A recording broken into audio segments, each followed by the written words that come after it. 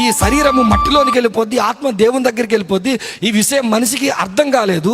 ఈ అర్థం కాలేని మనిషికి ఒక విచిత్రమైన స్థలం దగ్గరికి వెళ్ళి మీరు ఎలా చేస్తారు? పోలీసులు ఎంక్వైరీలు కూర్చోబెట్టి చక్కగా నాన్న పండు నీ పేరు ఎలా చేస్తారు? పోలీసులు ఎంక్వైరీలు కూర్చోబెట్టి చక్కగా నాన్న పండు నీ పేరేంటి, మీ అమ్మగారి పేరేంటి, మీ అమ్మగారి పేరేంటి అని ఎలాగైతే ఎంక్వైరీ చేస్తారో మనిషిని జీవితం 2 కుండలు తీసుకెళ్ళి వాటిలో వాటర్ నింపుకొని అలా ఇంటికి తీసుకొని వచ్చేవాడంట.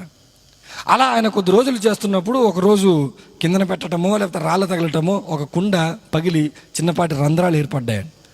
ఆయన రెగ్యులర్గా వెళ్తున్నాడు, అందులో వాటర్ 2 కుండల్లో కూడా వేసుకుంటున్నాడు, తిరిగి ఇంటి దగ్గరికి తీసుకొస్తున్నాడు. ఈయన ఎప్పటి నుంచో గమనిస్తున్నాడు ఒక యవనస్తుడు.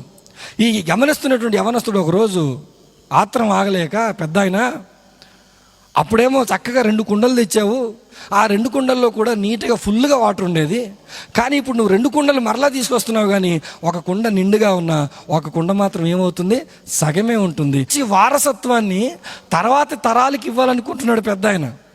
ఈరోజు మన బ్రతుకు ఎలా ఉంటుందో తెలుసా? నా కోసం నేను బ్రతికితే, నేను నా జీవితాన్ని కొనసాగిస్తే చాలు, ముగింపుతో నాకేమి సంబంధం. ఇంకొంచెం మంది ఎలా ఆలోచిస్తారో తెలుసా? సరే పోయే ప్రాణం ఎలాగో పోతుంది కాబట్టి నేను నా కుటుంబం అన్ని విధాలుగా బాగుండాలి, నేను నా బతికినంతకాలం సుఖంగా సంతోషంగా బతికేయాలి, తర్వాత తరాలకి నేను ఏమిచ్చినా ఇవ్వకపోయినా నాకు సంబంధం లేదు.